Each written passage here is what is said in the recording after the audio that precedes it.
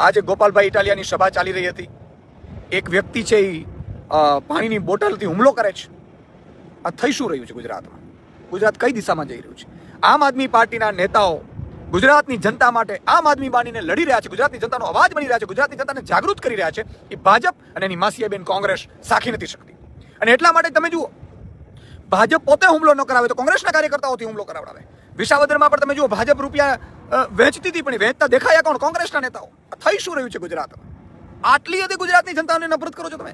આ ગુજરાતની જનતાના અવાજ ઉપર હુમલો છે, ગોપાલ ઇટાલિયા ઉપર હુમલો નથી. અને અમે આ હુમલાથી ડરવાના નથી. અમારી સભાઓમાં તમે પ્રશ્નો પૂછાવડાવો, ભલે પ્રશ્નો પૂછાવડાવો, પણ 30 વર્ષથી જેનો કુશાસન ચાલી રહ્યું છે, જંગલ રાજ ચાલી રહ્યું છે, એને તો કોઈ પૂછો. અને કેમ ગોપાલ ઇટાલિયા ઉપર હુમલો થાય છે? કેમ અમારા નેતા ઉપર હુમલો થાય છે? કેમ અમને જ સવાલ કરવામાં આવે છે? નરેન્દ્ર મોદી કેમ કોઈ સવાલ નથી કરતો? એના ઉપર કેમ હુમલો નથી થતો?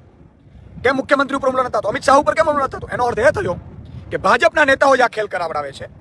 આના બે જ કારણ હોઈ શકે. કાં તો ભાજપના નેતાઓને સરકાર ચલાવતા બિલકુલ આવડતું નથી, જંગલ રાજ થઈ ગયું છે ગુજરાતમાં, બિહાર જેવું રાજ થઈ ગયું છે, અને કાં તો ભાજપના નેતાઓની મીઠી નજરથી થઈ રહ્યું છે.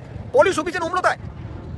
આ હુમલો કરીને તમે એવું કહેવા માંગો છો કે અમે ડરી જશું, અમે ગુજરાતની જનતાનો અવાજ બનાવવાનો ડરી જશું? તમે હળદર કાંડમાં જે ખેડૂતો ઉપર અત્યાચાર કર્યો અને અમારા નેતાઓ ઉપર ખોટા કેસો કર્યા, જેલમાં પૂર્યા, શું અમે ડરી જવાના છે? અમે કેટલીક કિસાન મહાપંચાયતો કરી, આજે ગોપાલ ઇટાલિયા ઉપર હુમલો થયો છે, અમે ડરી જવાના છે? કોઈ ડરવાનું નથી. ગોપાલ ઇટાલિયા આમ આદમી પાર્ટીનો એક એક સૈનિક મજબૂતાઈથી બહાર આવશે, મજબૂતાઈથી ગુજરાતની જનતાનો અવાજ ઉઠાવશે. અને તમારામાં તાકાત હોય એટલા હુમલા કરાવી દેજો, તમારામાં તાકાત હોય એટલી જેલ કરાવડાવી દેજો, અને તમારામાં તાકાત હોય એટલા પ્રશ્નો પૂછાવડાવી લેજો.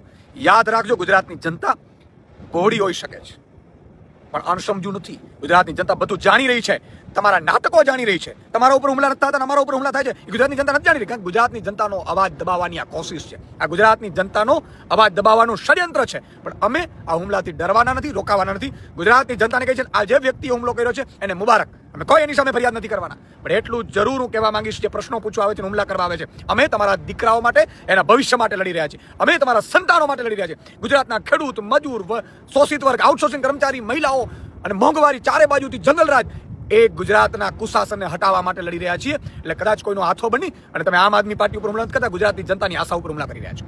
ત્યારે ગુજરાતની જનતાને વિનંતી કરું છું કે તમે બમણા જોરથી સાથ આપજો. અમે તમારી લડાઈ લડવાની બંધ નહીં કરીશું, બમણા જોરથી પડીશું.